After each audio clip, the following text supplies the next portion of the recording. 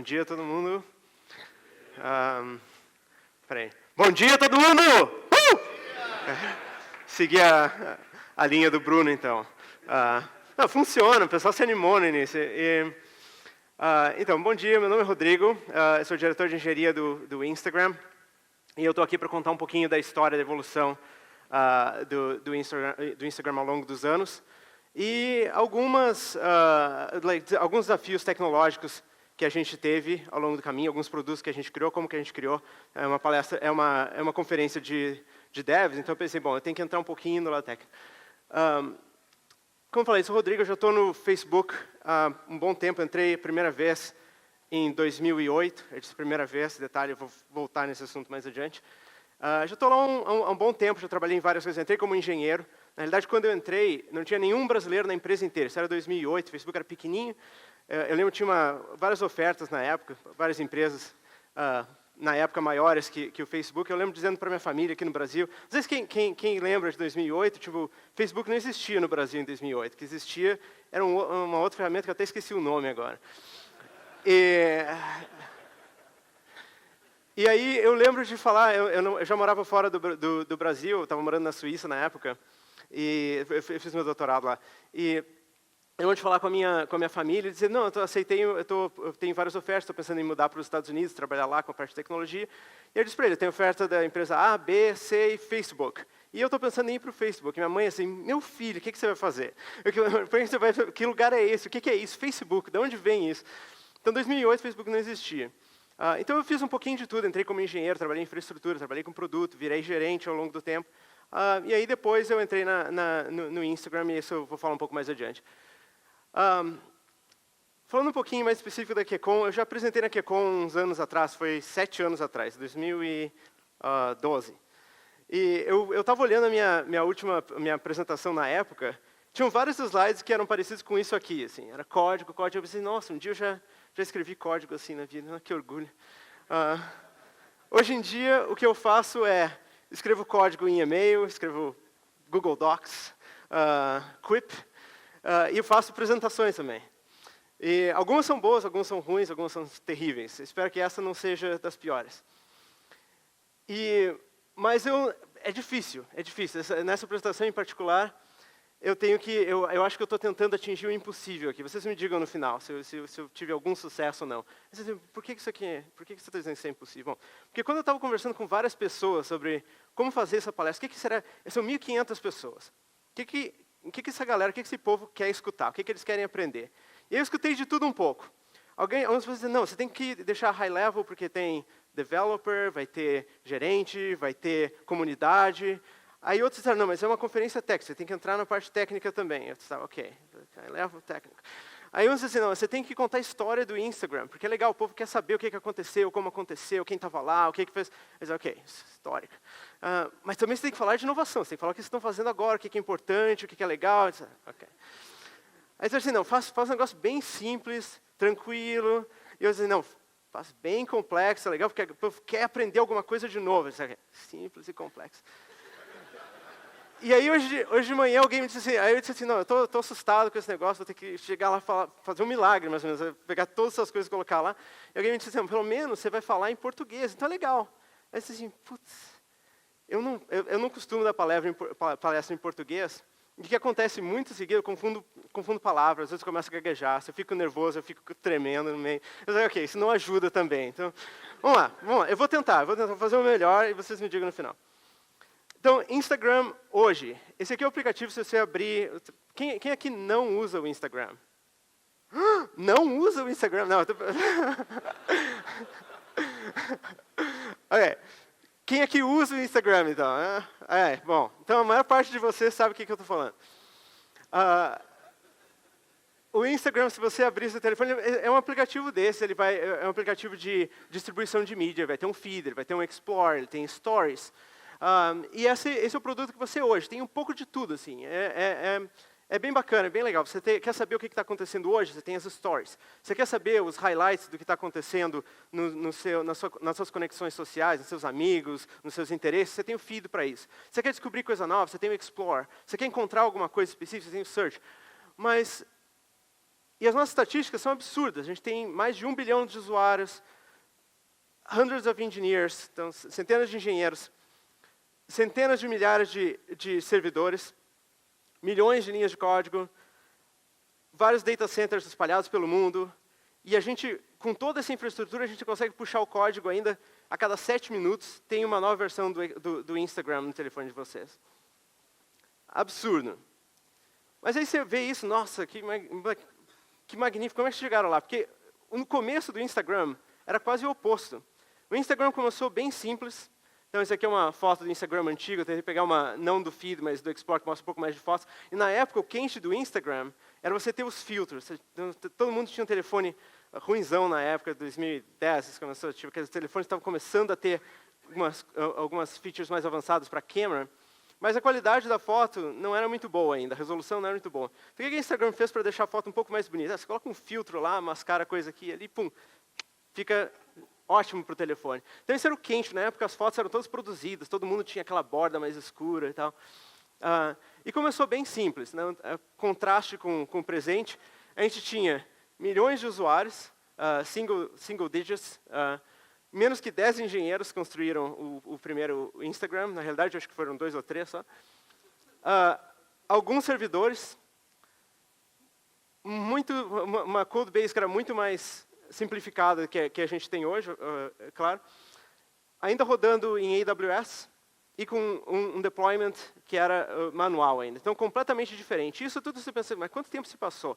Menos de 10 anos para chegar desse começo, assim, bem humilde, até a infraestrutura que a gente tem hoje. E essa figura mais ou menos ilustra o crescimento do Instagram ao longo dos anos. Começou em 2010, no início já foi um grande sucesso, menos de um ano já tinha mais de 1 milhão de usuários. De 2010 para 2011, ainda caráter bem mais simplificado da empresa, bem startup. Em 2012, a empresa começou a crescer mais exponencialmente, então 50 milhões de usuários. Foi aí que aconteceu a aquisição pelo Facebook. De lá para cá, o negócio só continua crescendo. 100 milhões, 200 milhões, 300 milhões, 500 milhões, 1 bilhão no ano passado. Eu vou contar um pouco da minha relação com o Instagram, que é bem interessante. É uma relação de vai e vem, tipo, parece aquele relacionamento que tipo, vai e volta, está sempre tá sempre se encontrando. Em 2011, eu ainda trabalhava no Facebook, não Facebook/Instagram. Mas na época eu estava pensando assim, o que eu quero fazer? Será que eu quero ficar aqui? Será que eu quero fazer algo diferente? O Facebook já estava crescendo. Será que eu quero fazer algo menor?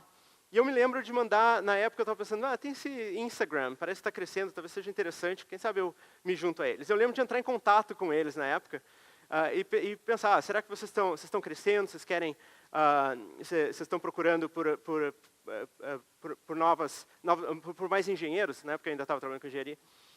E a resposta que eu recebi, a gente está procurando sim, quem sabe você aparece aqui, a gente conversa. Mas aconteceu que eu troquei de projeto dentro do Facebook, fiquei por lá mesmo, não troquei. Mas fiquei com isso na memória. Eu me lembro que na época eu tirei essa foto, assim, porque eu ainda estava brincando com a app, esse negócio de filtro, legal. E é meio que memorável porque essas duas coisas estão juntas. E aí depois, um ano depois, 2012, Instagram foi adquirido pelo Facebook. Eles começam a trabalhar no mesmo prédio que eu, na realidade, um andar abaixo. Eu começo a interagir mais com eles. Menos de um ano depois, em 2013, eu me junto ao time do Instagram. Na época eu já trabalhava com gerência, então era para começar um time novo na parte de dados, infraestrutura, machine learning e tal. E eu entrei, minha primeira entrada no Instagram. Em 2014, o Instagram estava crescendo bastante internamente, meu time estava crescendo, então era uma época bem legal. A gente começava a ter logo do Instagram, logo dos times em cada canto do nosso prédio. Em 2015, eu ajudei a criar o Instagram New York, quando a gente começou o escritório, quando a gente começou a nossa expansão fora do Vale do Silício, em outros escritórios. Então, a gente começou o nosso escritóriozinho em Nova York, que hoje virou um escritóriozão do Instagram lá. Em 2016, eu pensei, ok, já tive duas tenures nessa empresa, uma no Facebook, uma no Facebook/Instagram. Agora acho que é hora de dar um tchau. Aí, em 2016, eu saí.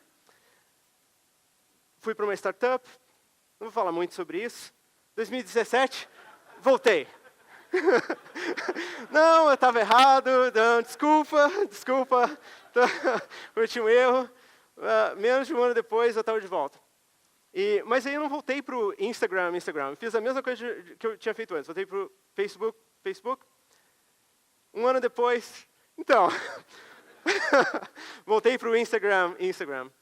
E eu estou lá de volta pela segunda vez há um ano. Mas nesse vai e vem e tal, eu acompanhei já praticamente todas as fases do Instagram. E é isso que eu quero conversar um pouco sobre com vocês durante essa palestra. Então eu vou abordar, eu meio que quebrei em 3 fases do Instagram. Eu vou falar um pouquinho de cada uma, com alguns highlights do que a gente fez em cada uma delas. Então a primeira fase é a fase do Instagram Startup. Os primeiros anos, incluindo não só os primeiros 1, 2 anos antes da aquisição e os primeiros anos depois da aquisição, que também envolveram muito trabalho relacionado com startup. Isso aqui é uma foto de todo o time, toda a empresa do Instagram, engenheiro e não engenheiro, durante o lançamento de uma feature de vídeo em 2013. Então dá para ver que a empresa ainda era bem pequena, mesmo depois, um ano depois da aquisição pelo Facebook. Nessa época, o que caracterizava o Instagram? Jovem, pequeno e com bastante motivação para continuar crescendo, para atingir o impossível. Eu lembro muito bem disso. Assim. Isso é claro em qualquer startup. Você tem aquela ambição. Não, eu sei que a gente é pequeno hoje, mas amanhã a gente vai conquistar o mundo. E para cada uma das fases, eu estou tentando pegar pelo menos uma frase, um dos nossos valores e tentar associar ele com aquela fase. Então, o valor que eu acho que representa melhor a fase de startup do Instagram é do the simple thing first, que é algo que a gente tem bem inerente no nosso DNA, que é pensar assim, você quer começar alguma coisa, você quer fazer, você quer ter um bom começo, você quer preparar isso para o futuro, de repente você não tem muitos recursos, como é que você faz para economizar recursos e maximizar o seu resultado? Então, comece pelo que é mais simples, para aquilo que vai dar um melhor resultado, mas não necessariamente tão complexo. Na época, as nossas prioridades eram relativamente simples, mas complicadas. A gente queria reforçar o product market fit que a gente tinha com o produto que a gente criou inicialmente, com feed, com filtros. A gente queria expandir para novas plataformas. No início, o Instagram era só iOS, depois a gente expandiu para Android, para web. A gente queria melhorar as features que estavam tendo sucesso, principalmente na parte de criação, os filtros. Então, tinha muito trabalho de criação de novos filtros. A gente queria escalar nossa tecnologia, que não era muito boa na época, e descobrir novas oportunidades também. Como startup, você está sempre procurando onde é que eu posso crescer mais, o que eu posso fazer de diferente. Então, procurando projetos completamente inovadores. Eu já falei um pouco sobre o vídeo que a gente lançou naquela época. A gente também estava trabalhando em Direct, que é a parte de messaging do Instagram. Fazer uma exploração de outros espaços também, outras coisas que a gente poderia fazer, distribuição de conteúdo em tempo real. E nessa época era muito interessante assim, como que a gente tinha, como muitas das decisões que a gente tomava, às vezes eram por instinto, às vezes eram por imaginação, e porque a gente nem tinha muita, a nossa infraestrutura era tão pobre na época que nem dados direito a gente tinha. Então era uma época bem, vamos dizer assim, uma mistura de paixão com caos, com Cheetos e Red Bull. Quais eram as challenges, os desafios que a gente tinha na época? Então, o maior desafio que a gente tinha era a growth. Que a gente disse assim, mas espera aí, você está crescendo e está dizendo que isso é um desafio? Não, é um desafio porque a gente não estava esperando crescer tão rápido. E aí você tem que acompanhar o crescimento enquanto ele está acontecendo, que é muito difícil. Então, a nossa comunidade estava crescendo bem mais rápido que a nossa tecnologia. E a gente tinha que estar sempre balanceando as duas coisas. A gente tinha uma falta de infraestrutura de base e a gente tinha recursos limitados. Então, não tinha tanto engenheiro. O Instagram sempre teve essa ideia de fazer o máximo que a gente pode com o menos possível. Então, mesmo depois de estar fazendo parte de uma empresa maior, como o Facebook, que já tinha milhares de engenheiros, o Instagram ainda tinha um time bem pequeno, de menos de 100 engenheiros, menos de 100 pessoas no total, na época que eu entrei, ainda em 2013. E cerca de 50 engenheiros, eu acho. E o que a gente fazia era tentar otimizar para flexibilidade, tentar fazer o máximo possível com o mínimo de esforço. Como que a gente organizava o time na época? A gente organizava de uma forma bem flat, bem horizontal, separando por plataforma. que na minha concepção como gestor, é a melhor forma de você passar por uma fase de startup, por uma fase de inovação. Você não está colocando uma âncora em um determinado produto que você não sabe se vai ter futuro ou não. Então, qual é a melhor forma de fazer? Cria os times de uma forma horizontal e você trabalha nos produtos de uma forma mais vertical, alocando os recursos de acordo com a necessidade. Então, a gente tinha times que eram orientados por plataforma, iOS, Android, Data Infra, Data com Infra e Machine Learning, esse era o meu time, e a parte de back-end e infraestrutura. E quando você tinha que criar um novo produto, vamos dizer, vídeos, quando você quisesse criar um novo produto, vamos dizer, Explore, que é o que eu vou falar mais adiante, você pega recursos de cada um desses times horizontais e faz meio que que a gente chama de um time tigre, um tiger team, para executar nesse domínio. A execução era baseada mais ou menos em três áreas, as coisas que você tem que fazer, que é escalabilidade, incremental features, então incremental improvements em cima dos produtos que a gente já tinha. As coisas que estrategicamente a gente tinha que começar a fazer, vídeo, messaging, creation tools, new creation tools, e novas oportunidades que a gente foi descobrindo ao longo do caminho. Em muitos casos, a gente esbarrava com essas coisas. Então, Explore foi uma delas, que é a feature que eu vou falar na sequência, mas também na mesma época a gente tinha coisas como acho que o Boomerang, Hyperlapse, Layout, vários aplicativozinhos de como você fazer a melhor edição das fotos que vieram da família do Instagram, família de apps do Instagram. Agora eu vou falar um pouco mais, então, um pouco de cada coisa. Falei um pouco de gestão, falei um pouco de cultura, agora um pouco de tecnologia. Falar um pouco mais como a gente criou essa feature do Explore, principalmente nessa fase de startup. Como é que a gente fez isso? O Explore que você tem hoje é esse, bem rico, totalmente personalizado, você tem diferentes canais de conteúdo no topo, você tem um grid com diferentes dimensões, tem vídeo, tem IGTV, tem hashtags, tem contas para você seguir, é bem rico. E esse é conteúdo que a gente tenta promover para você, que a gente acha que está alinhado com seus interesses. Mas não é conteúdo que você segue diretamente. Diferente de um feed que você escolhe quem você vai seguir, no Explore a gente quer mostrar um pouquinho de cada coisa que tem no Instagram para você escolher o que você quer ver. E ele é totalmente personalizado. Então, entre o meu amigo Thomas e a minha amiga Pam, cada um deles, se eles abrirem o telefone, eles vão ver o Explore completamente diferente, personalizados para os gostos deles. E é um problema complicado, porque cada uma das pessoas, cada um dos mais de 1 bilhão de usuários do Instagram hoje tem um feed diferente, que vê exatamente o que eles querem ver, se a gente fizer um bom trabalho. Só que não foi sempre assim. Começou muito mais simplificado. A primeira versão do Explore nem se chamava Explore, se chamava Popular. E era praticamente uma lista das fotos mais populares, meio que aleatório. Na realidade, acho que nem era tão aleatório assim, porque se eu abrisse, como era baseado nas fotos mais populares de toda a plataforma, tinha uma intersecção muito grande. Se eu abrisse a Popular Page, o meu amigo do lado abrisse a Popular Page, a gente ia ver mais ou menos a mesma coisa. Então, sem personalização, baseado mais em engagement mesmo, em métricas mais absolutas.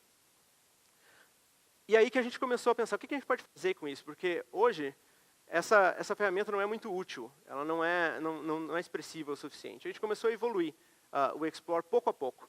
Então teve a primeira versão 1, que saiu, na época, era do meu time ainda, para mostrar um pouco como que a gente tinha essa... não tinha uma ownership baseada, não é um domínio ou baseado, os times não eram organizados de uma forma vertical. Então, meu time era um time de dados, mas a gente estava trabalhando com um produto também, porque esse é um produto que era, como envolvia personalização, como envolvia machine learning, era muito mais relacionado com o time de dados do que com os outros times que a gente tinha. Então, nessa primeira fase, o que a gente fez foi fazer um mix. O que acontece se a gente começar a, pelo menos, diversificar o conteúdo e as pessoas começarem a verem coisas diferentes? Então, a gente começou a adicionar sources, fontes de conteúdo diferente do que só o popular. Então, é o popular, mas também tem, de repente, coisas que são próximas de você, fotos que foram tiradas na sua vicinity. De repente, tem algumas fotos que vieram do nosso time de editores. Então, tentar fazer um pouco mais variado. Depois disso, nós incluímos um infinite scroll. Então, você começa agora a poder fazer um scroll infinito. E a gente começou a introduzir mais personalização também. Começou a adicionar conteúdo que é mais relacionado com as coisas que você gosta. Começou a fazer o tracking melhor do engagement, e com isso, tentar personalizar, tentar trazer o conteúdo que fosse mais interessante para você. Daí a gente começou a make it go nuts, go crazy. Começou a adicionar mais features, a coisa começou a evoluir, o engagement, o engajamento dos usuários com a feature se elevou com o fato da gente ter personalizado o conteúdo. Agora as coisas são mais interessantes para você, você tem uma razão para ir lá. Não é só para ir ver a última foto do Justin Bieber ou da Selena Gomez na época. E agora você vai lá para ver o que é interessante para você, não o que está sendo mais popular na plataforma como um todo. E aí a gente começou a ir um pouco mais para um lado mais inovador, adicionou a parte de vídeos no topo, vídeos personalizados também. Na época, aqui é um cenário interessante, na época a gente tinha eu lembro que a gente tinha a nossa tecnologia ainda estava inovando, e eu lembro que estava entrando um engenheiro novo no time, mas era um engenheiro temporário. A gente tem essa ideia de fazer uma hackathon no Facebook. O que é uma hackathon? Se você está trabalhando num projeto há muito tempo, você tem a liberdade de escolher um outro time, um outro projeto, meio que aleatório, assim, e lá passar um mês trabalhando em alguma coisa diferente, inovadora, e aí depois desse mês você decide o que você quer fazer. Você quer continuar trabalhando lá naquele novo projeto, se tiver lugar, ou você troca e volta para o seu time anterior. E eu lembro de ter um engenheiro que veio para o meu time e disse, eu queria fazer uma hackathon aqui, e eu penso, ok, tem trabalho de sobra, e eu pensei, de repente a gente precisa criar seria interessante criar uma tecnologia para análise de consumo, de engajamento em tempo real. Porque muitos dos dados que a gente tinha na época era tudo processado offline. E ele disse, quem sabe você cria um pipeline para processamento de dados em tempo real. Ele fez, ficou legal, e eu pensei, agora como é que a gente pode usar isso? A gente pode usar isso para criar um produto que sabe o que está trending no Instagram. Bacana, ideia bacana. A gente criou o produto, colocou no Explore, muito legal, excelente tecnologia, mas como produto não vingou. Então a gente eventualmente tirou o trending, transformou mais em... a gente ainda usa sinais de trending, mas a gente incorpora esses sinais no conteúdo que você vê personalizado no Explore. Isso aqui é mais próximo do Explore que você vê hoje. Ainda não tem aqueles canais no topo, mas tem ainda a ideia do vídeo, ainda tem a ideia do grid. Essa é a última versão antes da versão que é a que vocês têm no telefone agora. E como que... desculpa. Não, essa é a última versão. Aquela é a penúltima versão. Essa é a última versão, e isso aqui quando a gente experimentou, acho que ano passado, colocar stories no Explore, no topo do Explore. E é outra tentativa que, assim, muito interessante, um produto muito legal, mas que não casou da forma como a gente criou o produto, acabou não casando com a expectativa do usuário, e eventualmente a gente removeu para trocar para aquela tab de tópicos no topo. Ok. Por que eu falei tanto do Explore? Agora vamos entrar um pouco mais na parte técnica. Porque eu acho que Explore, na minha concepção, eu sou um pouco biased porque eu trabalhei nesse produto desde o início e continuo trabalhando até hoje, é um dos produtos mais excitantes, mais interessantes para quem é um engenheiro. Porque você tem, em cada dia, você pensa assim, você tem centenas de milhões de fotos que estão sendo uploaded no Instagram. E o trabalho do Explore é para cada um dos 1 bilhão de usuários que existem na plataforma, escolher as melhores 9 fotos para ele. Então é um trabalho, tipo, super difícil, super complexo e ao mesmo tempo super interessante. E como que a gente faz isso? Vamos dizer, isso é uma foto que foi uploaded agora. O que é essa? Essa foto é uma foto que deveria aparecer no seu Explore? Sim ou não? Isso depende de dois fatores. Número 1, essa foto ela é apropriada? Ela é apropriada para a plataforma, ela é apropriada para você? E o segundo é, você vai gostar dessa foto ou não? E a pergunta que a gente quer responder são essas duas. E a forma como você faz o translate, como você traduz isso para o língua de developer, para o língua de engenharia, é a probabilidade desse conteúdo ser objectionable, dele não ser, dele ser um conteúdo maduro, ou e a probabilidade dele ser relevante para aquele usuário. E se a gente pudesse resolver essas duas fórmulas para todas as fotos do Instagram, para cada um do 1 bilhão de usuários que a gente tem, o problema estaria resolvido. O problema de tecnologia aqui é que não tem como você fazer isso em escala. Não tem como você fazer esse mapeamento para cada uma das centenas de milhões de fotos para cada dia, e 1 bilhão de usuários criar essa matriz é impossível. Então você tem que ter um funil de tecnologia um pouco diferente. Você tem que ter um approach aqui que vai simplificar um pouco o problema, mas que vai ser propício o suficiente para o que você está tentando resolver. Então, o que a gente faz é ter esse mic funil. Assim, você começa com sourcing, quais são as fotos que você vai pensar em promover para um certo usuário. Você passa para o filtering e você passa para o ranking. Então, sourcing é a identificação do primeiro sample das possíveis fotos que eu poderia mostrar para aquele usuário. Então, já tem um fator de personalização bem alto aí.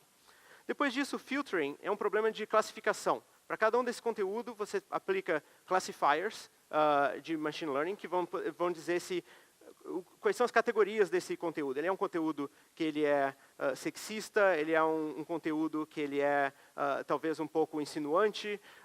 E aí você tem todos esses classificadores, e com eles você consegue ter parâmetros para cada usuário, se esse conteúdo passa a barra ou não do que esse usuário gostaria ou poderia ver.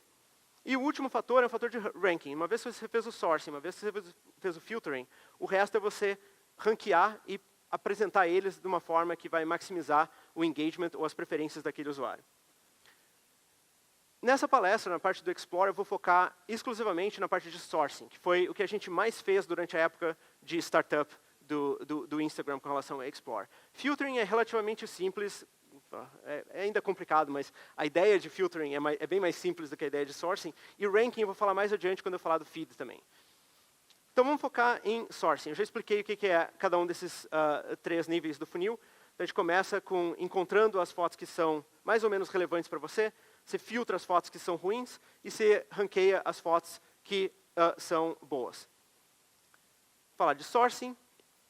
O que é sourcing? Como é que você encontra as fotos que você poderia mostrar para um determinado indivíduo? Você tem que começar por esse indivíduo, certo? Porque se você tentar começar por um conjunto aleatório, praticamente você está voltando para aquele problema de pegar as centenas de milhões de fotos e tentar mapear para cada um dos milhões de usuários. Então você tem que começar por aquele indivíduo, você tem que achar o que seriam fontes relevantes, o que seriam edges interessantes para você explorar no grafo social daquela pessoa, para achar o conteúdo interessante para ele ou para ela. E aqui um exemplo. Você tem um exemplo que tem você, tem uma edge de quem que são as pessoas que você segue no Instagram, você acha uma pessoa lá que é o Blake, e do Blake você tem edges para conteúdo que o Blake, por uma razão ou por outra, gostou dentro da plataforma. E aí você pode usar isso como uma source. Me dê todo o conteúdo de pessoas que eu sigo e que elas gostaram. Você vai lá, filtra, pega todas as fotos. Um outro exemplo. Comece por você. Você encontra alguém que você gostou de uma foto, vamos dizer, do Kevin, ou porque você segue o Kevin, ou porque você achou o Kevin na plataforma de alguma razão. Você gostou de uma foto dessa pessoa, dele. Do Kevin, você pode ter uma edge de similaridade. Então, você pode rodar um algoritmo de machine learning que vai achar o que a gente chama de KNN, the K nearest neighbors, os neighbors mais próximos mais similares de você em várias dimensões, no caso. Então, você acha perfis que são similares ao Kevin, vamos dizer que você achou o Mike, e de lá você pega fotos que o Mike gostou. Então, a representação dessa source seria like chaining like source. Então, você está seguindo uma edge de like, você está seguindo uma edge de chaining, que é uma edge de similaridade, e você está seguindo uma edge de like, uma aresta no grafo. As palavras em português me vêm de vez em quando. Isso aqui, bom, é mais uma definição dos exemplos que eu acabei de comentar. Então, o que é uma source? Source é a source uma source específica vai ser um caminho nesse grafo social, esse conjunto de arestas que você está seguindo, follow e upload, por exemplo. Recommender são os nós que você vai encontrar nesse caminho. Então, se eu voltar no slide anterior, os recommenders aqui são o Kevin e o Mike. E a order é o quão distante esse conteúdo está da pessoa. Então, uma first order source é alguma coisa que está a só um grau de distância. Então, você está pegando o conteúdo de todas as pessoas que você gostou de algum conteúdo deles. Seria um like upload, então só teria uma aresta. De segunda ordem é como o exemplo que a gente... bom, uma primeira ordem é o exemplo que a gente tem lá em cima. Você tem um follow e de follow direto o upload, então esse é o de first order. Segunda ordem, você teria uma aresta a mais, você teria um caminho a mais. Acho que um dos exemplos que eu mostrei é uma de segunda ordem. Terceira order, você teria 3 arestas antes do upload no final. E se você parar e pensar assim, quanto maior esse grau quanto maior essa ordem, mais distante esse conteúdo vai estar dessa pessoa e menos talvez relevante ele vai estar. Então você tem que tomar um pouco de cuidado. Se você for muito longe, a coisa começa a deixar de ser relevante para aquele usuário. E também se você começar a explorar muito longe no gráfico social, você volta àquele problema de escala, que agora você tem muita fonte, muita source, muito conteúdo e vai ficar mais difícil de você ranquear. Então isso eu meio que já comentei, quais são os tipos de ads que a gente tem. Então você tem user ads, que são aquelas conexões baseadas em usuário. Liked content by, então conteúdo que foi liked por aquela pessoa, pessoas que são seguidas pela pessoa original, então Mike follows Bob, similar to, então o que eu falei, KNN, similar to por chaining, são dois algoritmos diferentes. Tem suggested, que é conteúdo que foi sugerido pelo nosso time de editores. Também tem suggested com personalização. E você tem content edges, que são, por exemplo, uma pessoa gostou de um conteúdo diretamente, uma pessoa assistiu um conteúdo, assistiu um vídeo, uma pessoa fez o upload de um conteúdo. E com base nessas arestas, você pode construir o seu próprio algoritmo de sourcing. Você pode fazer um mix. Você pega qualquer possibilidade aqui e é uma possível source. E aí você vai, testa o máximo que você pode, ver o que funciona, o que não funciona. E é assim que você constrói, um algoritmo de sourcing. Mudando um pouco, eu tenho que seguir adiante com a palestra, mudando um pouco para a próxima fase do Instagram, é a fase de growth. Então, como eu falei no início, era uma fase mais de startup. Cheetos and Red Bull. Então, inovação, pensando o que a gente vai fazer, como é que a gente melhora o Instagram que a gente tem hoje, como é que a gente cria o Instagram de amanhã. Aí chegou um momento que a gente está com centenas de milhões de usuários agora, a gente sabe o que a gente quer fazer, a gente sabe o que a gente é bom, como é que a gente cresce esse aplicativo, como é que a gente cresce essa plataforma. E essa é a segunda fase, a fase de growth do Instagram, que vai dos centenas de milhões de usuários até 1 bilhão de usuários ou mais, que a gente atingiu mais de um ano atrás. Então, nessa fase, a fundação do Instagram ela já tinha sido criada. Mas o modelo que a gente tinha anteriormente, ele precisava escalar melhor. Uma vez que se você está pensando na organização dos times horizontais, eles funcionam muito bem se seu time é pequeno, se o seu escopo é simples, se você não tem muitas linhas de produto, se você não tem que fazer muita interação entre elas. No momento que você começa a escalar, que você começa a se identificar que tem linhas de produto, que você identificou que elas vão existir for the long run, que elas vão existir para o long term, para o longo... Desculpa? Não, futuro longo. Então tá. Eu quero o oposto do futuro próximo. Então, que vai existir indefinidamente, ou tão longo quanto você espera, você precisa ter mais definição nisso. E nessa fase, acho que um dos nossos valores que melhor representa ela é construir os produtos que a gente precisa para a nossa comunidade. Então, build for our community, que é um dos valores dentro da cultura do Instagram também. Então, falar um pouquinho, bem rápido, sobre as prioridades. As prioridades aqui eram alavancar usar como uma alavanca aquilo que a gente já tinha construído anteriormente, como a nossa fundação inicial. Então, criar experiências que eram mais integradas, através experiências mais integradas no produto como um todo. Então, juntar um pouco mais de experiências que estavam sendo construídas de uma forma separada, juntar um pouco mais delas. Então, a gente tinha, por exemplo, uma feature de sugestões de usuários. E tem uma feature do Explore. Como é que a gente não pode casar um pouco das coisas que são compartilhadas por essas duas features que são bem semelhantes e que usam sinais em comum? Então, a gente começou a pensar um pouco mais holisticamente como que a gente vai construir os produtos dentro do Instagram e fazer investimentos maiores na parte de tecnologia. E uma outra prioridade era aumentar o valor que a gente cria para a nossa comunidade. Então, coisa que a gente estava fazendo nessa área era aumentar a nossa competência cross-funcional. Então, ao invés de ser uma empresa mais que executava mais em função de engenharia e instinto de produto, agora a gente começou a incorporar mais data science, começou a incorporar mais gerenciamento de produto próprio, ou pesquisa de usuário. Todas essas outras funções começaram a ser incorporadas na forma como a gente pensa e a gente executa, cria produtos dentro da empresa.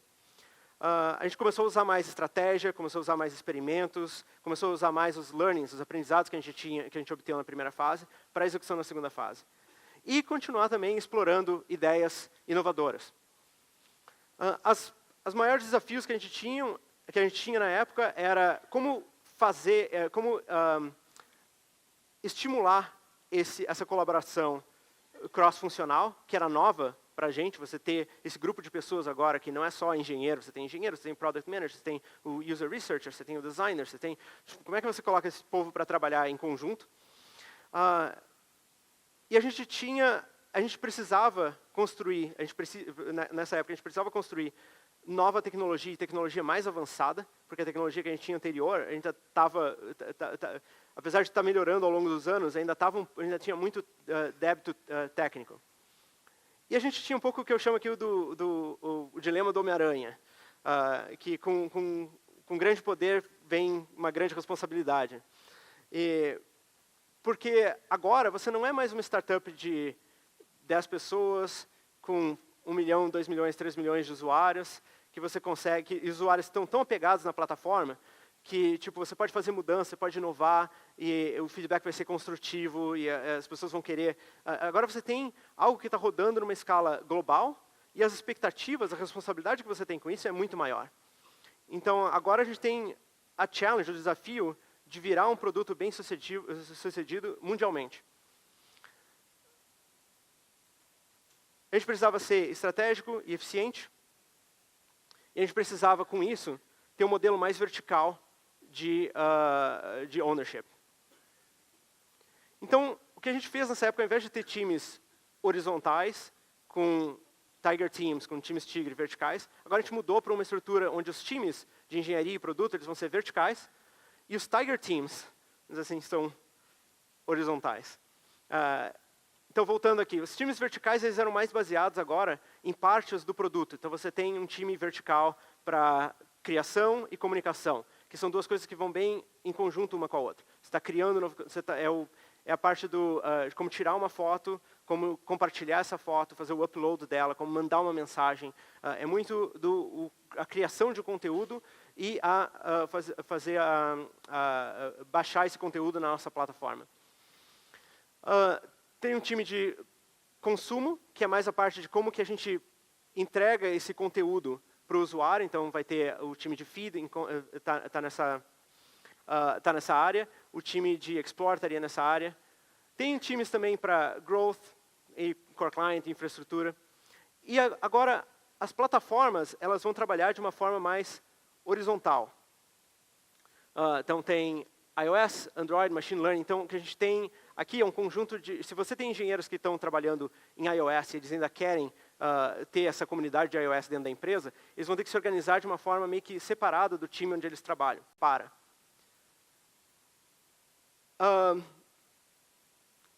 E um outro problema que você cria com isso é um problema de...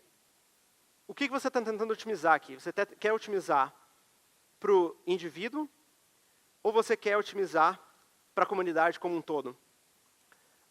O que eu quero dizer com isso? Tipo, o fato do feed ser personalizado e, para mim, ele meio que cria um ciclo talvez um pouco negativo. Se, por exemplo, eu sigo mais contas, vamos dizer, de pessoas que já produzem mais, de contas maiores, eu vou estar, talvez, promovendo mais essas contas, essas fotos. E, de repente, aquele meu melhor amigo não produz tanto e vai ficar um pouco mais escondido no meu feed também. Então, como é que você resolve esse balanço das duas coisas? Não só aquilo que tem maior engajamento, mas pelo valor daquele engajamento. E a solução para isso é ajustar a sua fórmula para ter não só a probabilidade de engagement, mas o valor do seu engagement. E deixa eu ver o tempo. E agora, bom, isso foi o que a gente acabou lançando no final. E a resposta final, eu não tenho os gráficos para mostrar disso, mas a resposta final é praticamente o gráfico aquele de growth. Depois que a gente lançou o feed ranking, o que aconteceu foi o feedback loop realmente pegou. A gente interagiu, iterou bastante ainda nessa função para garantir que existia um balanço entre não só otimizar para o engagement a curto prazo, mas também o valor de longo prazo desse engagement. E o crescimento daí foi exponencial, praticamente sem limite depois. E a gente acabou incorporando a mesma estratégia de ranking para stories e tudo mais. Bom, passando para a última fase, essa aqui é um pouco mais rápido, fase de maturidade do Instagram. Com a criação de novos produtos, aqui eu estou ilustrando o shopping. E o que é interessante aqui é que a gente ainda está longe de completar a nossa missão como uma empresa. De ajudar você a se conectar com todas as coisas e pessoas que você se importa no mundo. E o que a gente quer fazer aqui é resolver o nosso valor, que está mais associado com essa última fase de maturidade, é resolver problemas reais para a nossa comunidade. Então a gente quer remover redundâncias que foram criadas ao longo do tempo, a gente quer otimizar o nosso decision making, a gente quer, em termos de prioridade, otimizar os sistemas que a gente criou originalmente, que foram criados para growth, para crescimento. Então agora a gente consegue, é uma fase mais de otimização, consolidação. A gente quer criar uma cultura que vai continuar inovando, independente do fato de nós já sermos grandes. E as challenges que a gente tem aqui é como é que você faz isso em escala, tendo centenas de engenheiros, milhares de funcionários. Como é que você passa o poder de decisão para baixo na empresa, para que a gente consiga escalar, para a gente consiga continuar crescendo de uma forma produtiva. Otimizar a nossa stack de produto e de tecnologia. E agora você tem um outro dilema, que é o dilema de estar em primeiro, o pole position dilema. Porque se você está em primeiro colocado, você não tem o slipstream anymore, você não tem o vácuo para ganhar velocidade. Agora você é o líder, então você que é responsável por criar inovação, e pior do que isso, você está criando vácuo para alguém que está vindo necessariamente, potencialmente próximo, em segundo lugar. Então esses são os nossos desafios de hoje em dia, na fase de maturidade. E a gente, para resolver isso, a gente meio que revisitou os nossos pilares. Isso aqui é uma fase bem mais simples de entender. A gente continuou com pilares verticais, só que a gente tentou alinhar um pouco melhor, não com base nas superfícies, nos subprodutos do aplicativo, o feed, o explore, e mais alinhado com os problemas que a gente está tentando resolver. Então, uma dicotomia que a gente tinha no modelo anterior, por exemplo, era a separação de criação com produção. Então, tinha um time de creation, tinha um time de consumption. Só que creation e consumption, criação e consumo, elas estão associadas. Se eu tiver um melhor consumo, eu tenho uma melhor criação. Se eu tiver uma melhor criação, eu tenho uma melhor consumo. E o que a gente perde verticalizando dessa forma é a interação entre os dois lados desse mundo. Então, a gente realinhou os times mais relacionados com as jornadas de dos usuários. Então, esse era o modelo anterior, que era mais vertical com relação a diferentes features do Instagram. E a gente mudou para um modelo mais enxuto, baseado em jornadas do usuário. Então, a primeira jornada é a jornada de interesses, que é o grupo que eu gerencio hoje, que é a conexão dos nossos usuários normais, eu, você, nossos amigos, e contas de interesse. Então, você tem brands, você tem criadores de vídeo, você tem celebridades, você tem negócios, advertisers. Todos esses são interesses. E a função desse time é conectar os dois, os usuários e interesses. Sharing experience é a conexão de um usuário com outro usuário comum, não com interesses. Comunidade é a comunidade como um todo. A gente está fazendo a coisa certa, a gente está crescendo da forma certa, a gente está colocando o melhor conteúdo na plataforma. Infraestrutura, bom, é infraestrutura, é mais parte técnica mesmo. Esses novos pilares agora têm mais autonomia para resolver os problemas do usuário, que é ótimo. E consolidar tecnologias.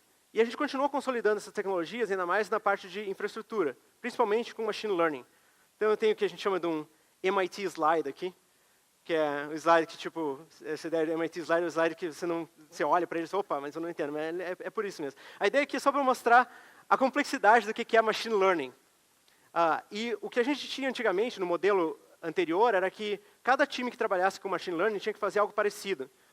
Então, a gente criou uma infraestrutura mais generalizada, que funciona para cada feature, compartilhada, vamos dizer, entre o feed, entre o explore, entre outras features que precisam fazer o ranking. E agora essa infraestrutura é compartilhada por vários verticais. E a consolidação também ajuda com crescimento. A gente evoluiu o produto de Stories, que foi um produto fenomenal, também teve uma fase de crescimento excelente. A gente é praticamente comparável com o feed, o tipo de crescimento que a gente teve. Então, de 100 milhões de usuários para Stories, em acho que 2 anos, a gente cresceu de 100 milhões no launch até 400 milhões no ano passado. Crescimento absurdo. E também ajuda com inovação. A criação de novos produtos, tipo IGTV, o que agora, por fato de você ter times, ter uma organização que está alinhada com jornadas, você consegue, dentro de cada um desses times, dedicar recursos para novas tecnologias e novos produtos de inovação. Então, o jeito como o IGTV foi feito, era um subtime dentro da parte de interesses, que foi meio que colocado de lado para trabalhar exclusivamente no IGTV e lançar um projeto em menos de um ano. E coisas como Shopping, que é um modelo bem semelhante, incubado dentro da minha organização com a parte de interesses, que é um produto que a gente continua lançando e melhorando. A gente lançou o Native Checkout nos Estados Unidos algumas semanas atrás, está sendo um grande sucesso. Então, esse é mais um exemplo do Shopping. E o futuro, bom, o futuro é difícil de prever. Acho que o que está na nossa cabeça hoje é reforçar nossos valores, continuar crescendo de uma forma escalável, escalar nossos processos para que a gente não fique patinando sem seguir adiante em algum momento, porque a gente está grande demais. E continuar com isso para poder escalar, empurrar a tomada de decisão mais para baixo na nossa hierarquia. E, bom, era isso que eu tinha para compartilhar com vocês, praticamente exatamente no tempo. Muito obrigado por me convidarem para vir para aqui. É um prazer enorme conversar com vocês. Desculpa a gaguejada, desculpa qualquer coisa. Muito obrigado por tudo.